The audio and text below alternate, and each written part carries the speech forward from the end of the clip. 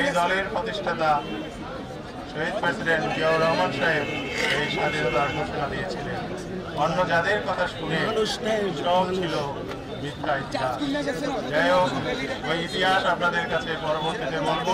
শুধু একটি কথাই জেনে রাখবেন, জিয়া না হলে এই বাংলাদেশ নামক রাষ্ট্রটি হতো না। সেজন্য তার প্রতি আপনারা আল্লাহ পাকের কাছে দোয়া করবেন যেন তিনি জান্নাতবাসী হন। এবং আমাদের নেতৃত্ব খালেদা জিয়া অসুস্থ আছেন, তাকে যেন সুস্থতা দান করেন। এবং সুযোগ্য সন্তান যারা তারেক রহমান সাহেব যেন খুব তাড়াতাড়ি আমাদের মাঝে ফিরে আসতে পারে। সেদিন এরকম আরও একটি বিজয় হবে আমাদের জন্য, কারণ দীর্ঘ 17 বছর তিনি এই বাংলাদেশের জন্য বিদেশে বসে সংগ্রাম করে চলছেন।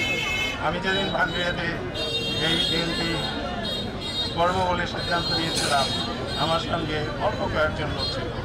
আমি যেদিন ভান্ডারি কলেজে নির্বাচন করতে চেয়েছিলাম, আমার সঙ্গে মাত্র 5 জন সাথী ছিল। আজকে আপনারা দেখিয়ে দিলেন যে এই জাতীয়তাবাদী দল এবং তার অঙ্গ সংগঠন কতটা শক্তিশালী হয়ে এসেছে এই অল্প দিনে। এবং আগামী দিনে আমাদের অনেক কাজ করতে হবে, অনেক কাজ করার সময় আছে, সুযোগ আছে।